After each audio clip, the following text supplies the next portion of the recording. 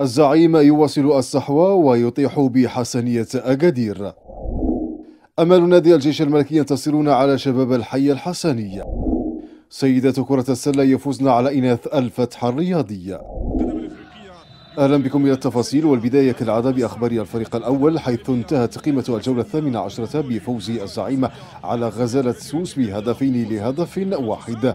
هدف الحسنية جاء من أقدام اللاعب زهير الشاوش عند الدقيقة 10 من المباراة.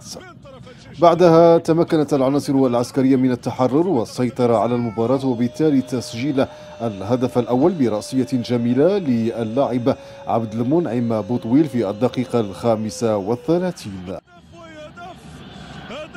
هدف عبد المنعم بوطويل يا بوطويل، أيها الرجل، سجلت هدفا جميلا جدا في هذه المباراة. لينتهي بذلك الشوط الأول بالتعادل الإيجابي، هدف في كل شبكة.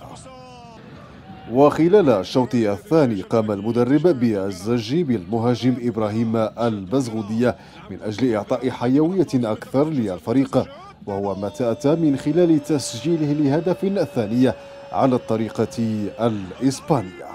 في القمة عبر الموهوب إبراهيم بزغودي الذي يتمكن من تسجيل هدف وهدف لا يصفر.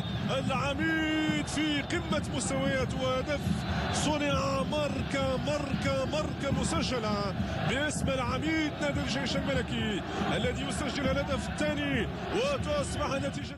لينتهي بذلك اللقاء بفوز الزعيم أداء ونتيجة، ويرتقي بذلك الفريق إلى المركز السادس.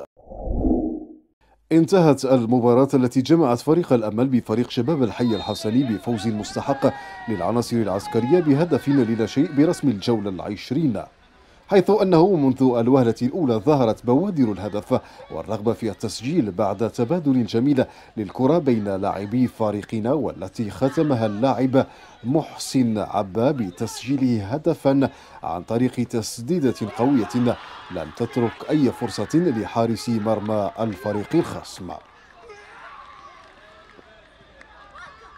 ويحتل بذلك الفريق وبعد هذا الفوز المرتبة الرابعة ب 32 نقطة. شبان الفريق العسكري بدورهم حققوا نتيجة إيجابية عندما استضافوا الراسينغ البيضاوية، وتمكنوا من الانتصار عليهم بهدف واحد لا شيء برسم الجولة 19 من البطولة الوطنية لكرة القدم، إذ جاء الهدف الوحيد في هذا اللقاء من لاعب أنس حضران عند الدقيقة 89 بعد ثقة غاية في الروعة ورأسية تبقى من أبرز نقاط الضوء في هذا اللقاء الممتع. وعن الجولة 17 من البطولة الوطنية انتهت المباراة التي حل فيها فتيان الراسينغ البيضاوية ضيوفا على نادي الجيش الملكي بالتعادل السلبي 0 لمثله، وذلك على الرغم من الأداء الجيد الذي أبانت عنه العناصر العسكرية طيلة دقائق هذه المباراة، ليبقى التعادل سيد اللقاء. إلى عالم كرة السلة، حيث تواصل سيدات نادي الجيش الملكي لكرة السلة النسوية تألقهن هذا الموسم، إذ استطعن الفوز بسهولة على الفتح الرياضي بحصة عريضة بلغت 86 مقابل 34، وذلك عن الجولة الرابعة من البطولة الوطنية في قسمها الممتاز. والصور التالية تلخص أبرز لحظات هذا اللقاء المشوق.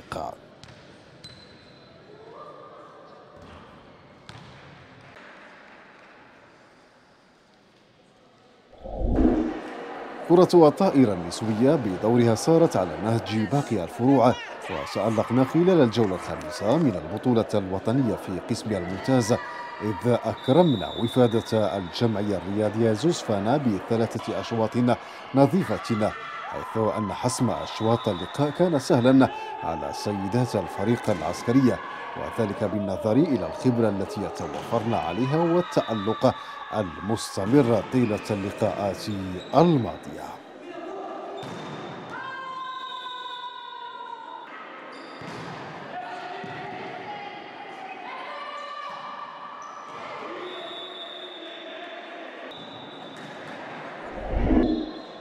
رجال نادي الجيش الملكي لكرة اليد يواصلون بدورهم الإبداع هذا الموسم، وكالعادة تمكنوا من هزم فريق الفتح الرياضي ب29 مقابل 22.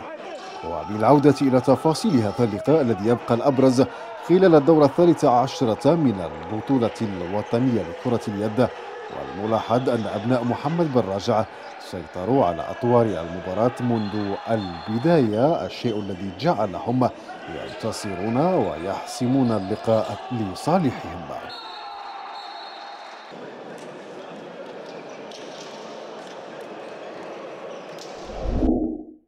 نهاية العرض الإخباري، كما يمكنكم مشاهدينا متابعة جديد أخبار نادي الجيش الملكي على الروابط التالية. إلى اللقاء.